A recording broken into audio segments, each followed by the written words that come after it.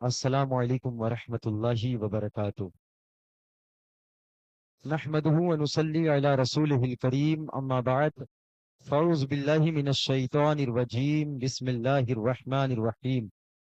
قل لا اسألكم علیہ اجرا الا المودۃ فی القربى صدق اللہ مولانا العظیم وصدق رسولہ النبی الامین المکین الکریم ونحن على ذلك لمن الشاہدین والشاکرین والحمد للہ رب العالمین۔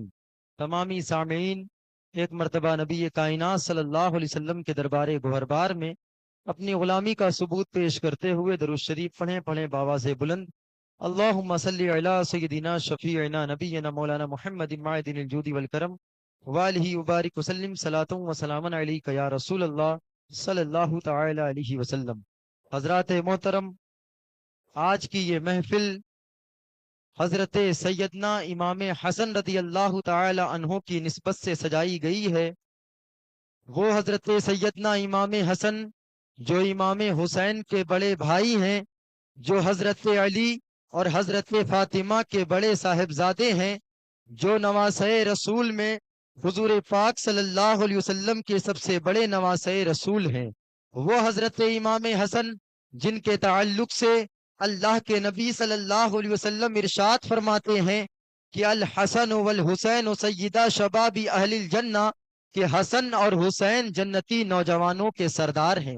آپ حضرات کو بخوبی معلوم ہے کہ چند روز سے میری طبیعت علیل ہے اور آواز کافی بدلی ہوئی ہے، اس لیے میں چند لمحے کے لیے آپ حضرات کے درمیان حاضر ہوا ہوں۔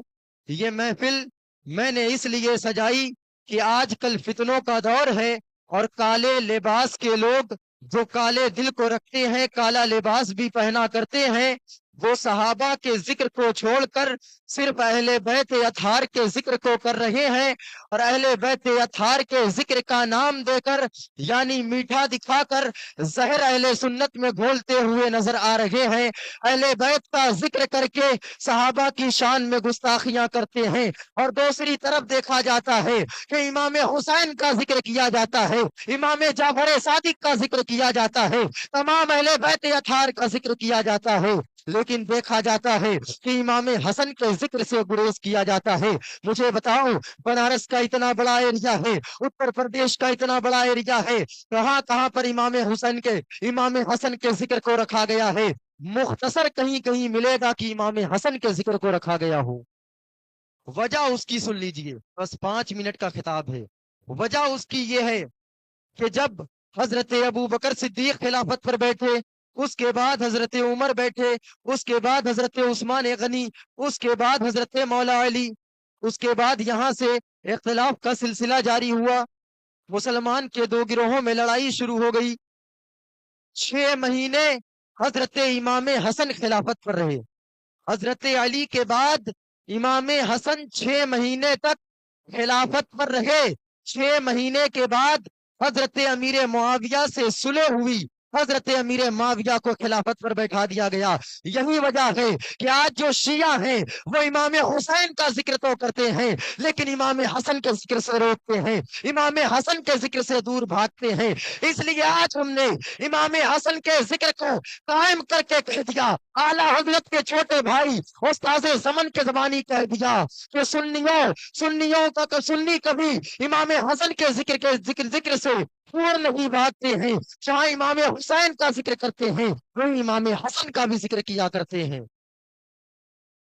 جہاں امام حسین کا ذکر کرتے ہیں وہیں امام حسن کا ذکر بھی کیا کرتے ہیں۔ ارے میرے ملت کے نوجوانوں، آج ہمیں اپنے ایمان و عقیدے کو بچانے کی ضرورت ہے۔ ایک بات کو یاد رکھیں، جو انسان نماز پڑھے بے شک جنتی ہے، لیکن اگر ایمان سلامت نہیں ہے، نمازیں پڑھ لے کوئی کام کی نہیں، زکاتیں ادا کر لے کوئی کام کی نہیں، روزہ رکھ لے کوئی کام کی نہیں، صدقات پہ صدقات دیتا چلا جائے، اگر ایمان سلامت نہیں ہے تو کوئی نماز کام نہیں آئے گی، کوئی زکات قائم نہیں آئے گا، کوئی روزہ کام نہیں آئے گا۔ مجھے بتاؤ جو کافر ہوا کرتے ہیں کیا کافر نیک کام نہیں کرتے ہیں؟ کیا کافر اپنے یہاں زکوٰۃ نہیں دیتے ہیں؟ کیا غریبوں کی مدد نہیں کرتے ہیں؟ کیا لاچاروں کی مدد نہیں کرتے ہیں؟ لیکن اللہ رب العزت نے وعدہ فرما لیا ہے کہ تمہیں جو کچھ ملے گا دنیا کے اندر ملے گا، آخرت میں تمہارے لیے کچھ نہیں ہے۔ اللہ کے نبی صلی اللہ علیہ وسلم ہم گنہگار امتیوں کی شفاعت فرمائیں گے، شفاعت ہوتی جائے گی، ہم جنت میں جاتے جائیں گے۔ اللہ رب العزت نے شفاعت کا تاج حضور کو پہنا دیا ہے، کل قیامت کے دن حضور تمام گنہگار امتیوں کی شفاعت کریں گے۔ لیکن اے میرے ملت کے نوجوانوں، جب اللہ کے نبی صلی اللہ علیہ وسلم نے حضور پاک صلی اللہ علیہ وسلم کو شفاعت کا تاج پہنایا تو کہہ دیا ہے محبوب یہ شفاعت انہی کے لیے ہے جو آپ پر ایمان لاتے ہیں، اللہ پر ایمان لاتے ہیں، اللہ کی کتابوں پر ایمان لاتے ہیں، اللہ کے رسولوں پر ایمان لاتے ہیں، مسلمان ہو جاتے ہیں۔ یہ شفاعت ان کے لیے ہے جو کافر ہیں، جو مشرک ہیں، جو یہودی ہیں، جو عیسائی ہیں، یہ شفاعت ان کے لیے نہیں ہے۔ اس لیے میں آپ حضرات سے کہتا ہوں کہ ہمیں چاہیے کہ ہم اپنے ایمان کی حفاظت کریں، اپنے عقیدے کی حفاظت کریں۔ نمازیں تب کام آئیں گی، زکوٰۃ دینا تب کام آئے گا، صدقات و خیرات تب کام آئیں گے۔ حضرات محترم، امام حسن، کون امام حسن؟ وہ حضرت سیدنا امام حسن جن کے تعلق سے اللہ کے نبی صلی اللہ علیہ وسلم نے ارشاد فرمایا، اللہ کے نبی فرماتے ہیں میرا یہ بیٹا دو گروہوں میں سلح کرائے گا، مسلمانوں کے دو عظیم گروہوں میں سلح کرائے گا۔ اللہ کے نبی نے یہ بشارت اپنی زندگی میں پہلے ہی دے دی تھی کہ میرا یہ بیٹا، میرا یہ نواسا مسلمانوں کے دو گروہوں میں سلح کرائے گا۔ اور دنیا نے دیکھا کہ جب حضرت علی خلافت سے ہٹ گئے، حضرت علی کی خلافت کے بعد جب حضرت امام حسن خلافت پر بیٹھے، 6 مہینے تک آپ خلافت میں رہے، پھر حضرت امیر معاویہ اور حضرت علی کے درمیان جو اختلاف ہوا تھا، اس اختلاف کی صلح حضرت امام حسن نے حضرت امیر معاویہ سے کی۔ اس صلح کے بعد دیکھیے ذرا نبی کا معجزہ، نبی نے اپنی زندگی میں فرمایا تھا، نبی کے دنیا سے چلے جانے کے بعد، ابو بکر، عمر، عثمان و علی کے دنیا سے چلے جانے کے بعد حضور کی یہ بات سچ ثابت ہوتی ہے کہ حضرت امام حسن حضرت امیر معاویہ سے صلح کر لیتے ہیں۔ اللہ اکبر، ذرا دیکھو میرے نبی کے علم غیب کو۔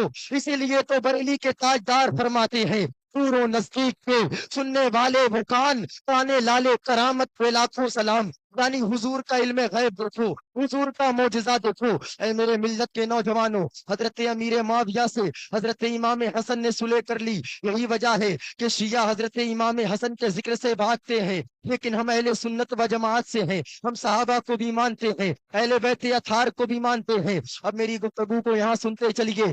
آج کے دور میں ایک عظیم فتنہ چلا ہے مولائیوں کا، وہ صحابہ کرام کی شان میں گستاخیاں کرتے ہیں، صحابہ کرام پر تبرہ کرتے ہیں، صحابہ کرام کو نیچا دکھاتے ہیں۔ سوشل میڈیا کے ذریعے یا کسی بھی ذریعے سے ایسے لوگوں کو سننے کی ضرورت نہیں ہے، انہی کو سنو جو اہل سنت و جماعت سے ہوں، جن کا تعلق دیوا کے وارث سے بھی ہو، جن کا تعلق سمنا کے مکتوم سمنا سے بھی ہو، جن کا تعلق بریلی کے احمد رضا سے بھی ہو، جن کا تعلق حضرت سیدنا خواجہ غریب نواز سے بھی ہو، جن کا تعلق غوث اعظم سے بھی ہو، جن کا تعلق مدینے کے تاجدار احمد مختار سے ہو۔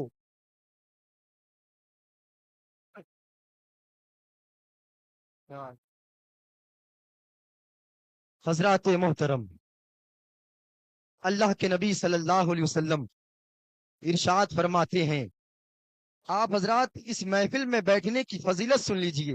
اللہ کے نبی صلی اللہ علیہ وسلم عصر کی نماز کے بعد ایک جگہ سے گزر رہے تھے۔ آپ نے دیکھا کہ صحابہ کرام کی کچھ جماعت ہے جو تسبیح لے کر اللہ کی عبادت و ریاضت میں مصروف ہیں۔ اللہ کے نبی صلی اللہ علیہ وسلم نے فرمایا یہ جماعت جنت کے باغات میں ٹہل رہی ہے۔ پھر اللہ کے نبی آگے بڑھے، آپ نے کیا دیکھا کہ صحابہ کی ایک جماعت ہے جو اللہ رب العزت کا ذکر بھی کر رہی ہے اور علم دین حاصل بھی کر رہی ہے۔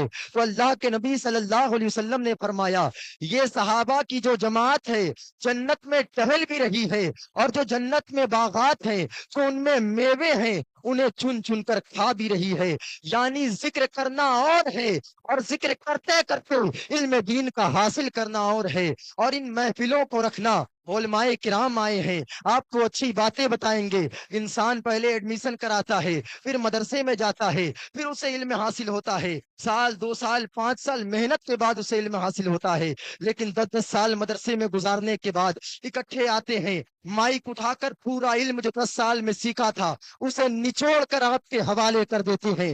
ये महफिलों में बैठना बहुत अज्र का काम है, बहुत सवाब का काम है। यानी जो 10 साल में एक आलिम ने हासिल किया, चंद लम्हे के अंदर आपके सीने में उतारने की कोशिश करते हैं। अपनी गुफ्तगू को मैं खत्म करते हुए बस यही कहूंगा कि जितनी देर महफिल चले आप हजरात बैठे। वैसे भी रमजान का मुबारक महीना है, आपको इतना सवाब मिलेगा कि आप हजरात अंदाजा नहीं लगा सकते। वैसे भी हदीस में आया है कि रमजान के महीने में एक नेकी का सवाब 70 गुना कर दिया जाता है। ऐ मेरे मिल्लत के नौजवानों, इसलिए मेहमान आपके आए हैं, आप हजरात उन्हें खामोशी से समाअत कीजिए। वमा अलैना इल्लल बलाग। अस्सलाम वालेकुम।